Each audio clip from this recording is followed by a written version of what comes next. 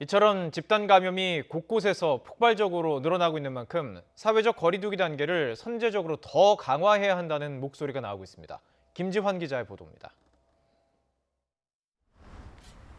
교회, 사우나에 에어로빅 학원, 관공서, 군부대까지 사회적 거리 두기 1.5단계 격상에 이어 2단계로 올린 이후에도 가파른 확산세는 좀처럼 수그러들 기미가 없습니다.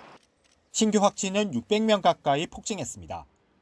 지난 14일 200명대를 넘어서더니 불과 나흘 만에 300명대로 올라섰고 이후 8일 만에 400명대를 건너뛰고 곧바로 580명대까지 솟구친 겁니다. 신규 확진자 수가 500명대를 기록한 건 지난 3월 이후 8개월여 만입니다. 특히 감염고리가 다양해지고 발병 지역도 빠르게 넓어지고 있어서 방역당국의 긴장감은 더욱 커지고 있습니다. 특히 젊은 층의 감염 확산세가 심상치 않습니다. 우리 생활 어느 곳에서나 남녀노소 누구든 감염되더라도 전혀 이상할 것이 없는 상황이 되었습니다. 매서워진 확산세는 방역 대응이 늦은 탓이라는 지적도 나옵니다.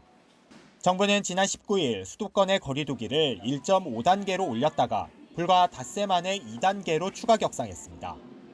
선제적 대응을 강조한 목소리도 있었지만 경제 타격이 너무 크다는 이유로 신중한 입장을 보였던 겁니다. 전문가들은 결과적으로 대유행을 막지 못했다면서 감염을 빠르게 억제하려면 당장 2.5단계나 3단계로 조치를 더욱 강화해야 한다고 강조합니다. 국가 전염병 위기 단계, 이제 심각 단계, 아직도 심각 단계인데 모든 주도권과 상황 판단과 거기에 따른 적절한 거리두기 조정, 이 정부의 책임이 가장 크죠.